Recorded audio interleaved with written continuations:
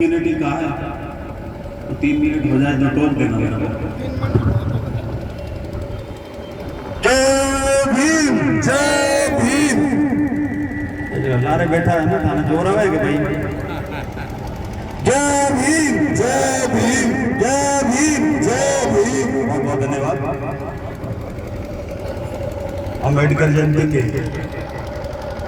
इस पावन पर्व में बाबा साहब को नमन करते हुए सबसे पहले तो मैं सेवा समिति और भीम सेना की और भीम आर्मी की सारे योद्धाओं को धन्यवाद कि धीरे धीरे कदम बढ़ाते बढ़ाते आज आपने जो सुजानगढ़ में कारनामा किया है, जो आपने अपनी उपस्थिति दर्ज कराई है, एक बार मेरी ओर से आप सबको बहुत बहुत धन्यवाद, बहुत बहुत शुभकामनाएं।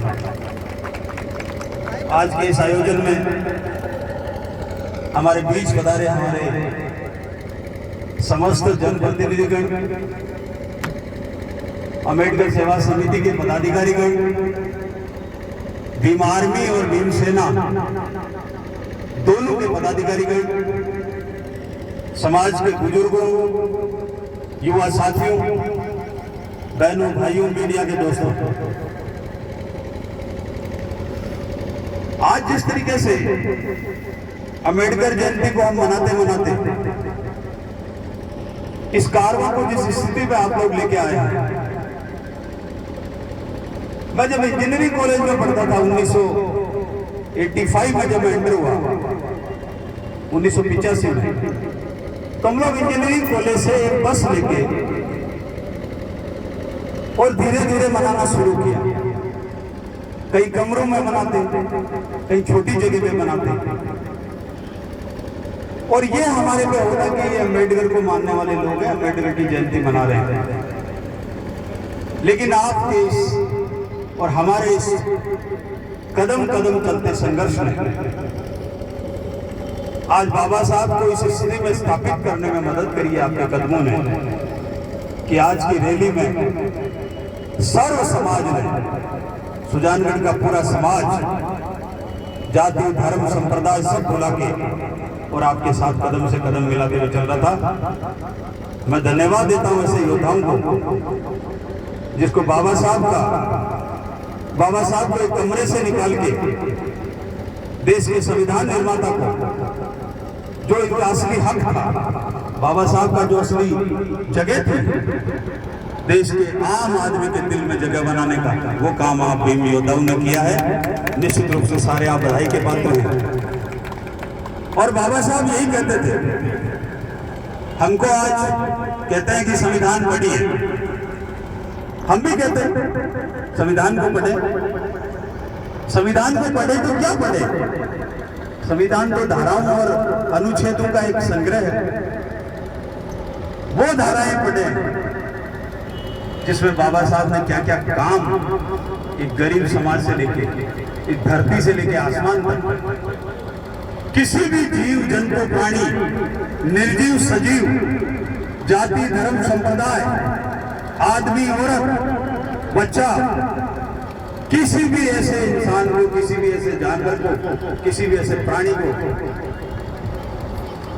अपनी ओर से इस संविधान में संरक्षण देने का काम नहीं छोड़ा, सबको काम दिया, सबकी सुरक्षा दी, सबको आगे बढ़ाने का प्रावधान किया। और आज इसलिए खुशी हो रही है कि सर्व समाज को आपने समझाने की कोशिश करी कि बाबा साहब का सिद्धांत, बाबा साहब का संविधान, बाबा साहब की बातें, बाबा साहब के निर्देश और बाबा साहब के आदेश इस देश के घर घर में हर इंसान के दिल में जाना चाहिए। निश्चित रूप से एक दिन आएगा, इसी तरह कारवां चलता रहा तो एक दिन आएगा कि बाबा साहब का सपना इस देश में पूरा होगा। संविधान की प्रस्तावना, जिसको प्रियम्बल कहते हैं, उसका सपना पूरा होगा। आप प्रियम्बल पढ़िएगा, प्रियम्बल को याद करिएगा, और एक पन्ने का प्रियम्बल है, उसको लिख के अपनी जेब में रखने की कोशिश करिएगा। उसको पढ़ते रहें, यहाँ बोलते रहें, जहाँ मौका मिले वहाँ बोलते रहें, और एक दिन ये सपना पूरा होगा, ये मैं कामना करता हूँ। हर समाज में बाबा साहब दिखेंगे, हर इंसान में बाबा साहब दिखेंगे। इस जीव हर जीव सजीव निर्जीव में बाबा साहब दिखेंगे। ये मैं कामना करते हुए आपने जो मान सम्मान दिया, पुणे आपका 3 मिनट हुए, कितने मिनट हुए?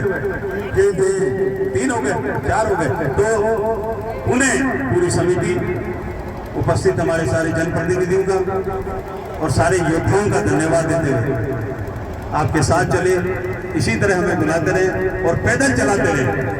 कि बहुत सारी हमारे चर्बी जड़ी हुई है, वो चर्बी उतरनी भी हमारी जरूरी है। इसलिए हम लोगों को पैदल चलाते हुए समाज के बीच में जो समाज से दूर रहते हैं उनको जमीन पे उतारिए, जमीन पे चलाना सिखाइए, तभी भारत और देश का और बाबा साहब का सपना पूरा होगा। उन्हें बहुत बहुत धन्यवाद देते हुए पूरी टीम का धन्यवाद। जय हिंद, जय भारत, जय भीम, जय भारत माता की जय हो। बहुत बहुत धन्यवाद।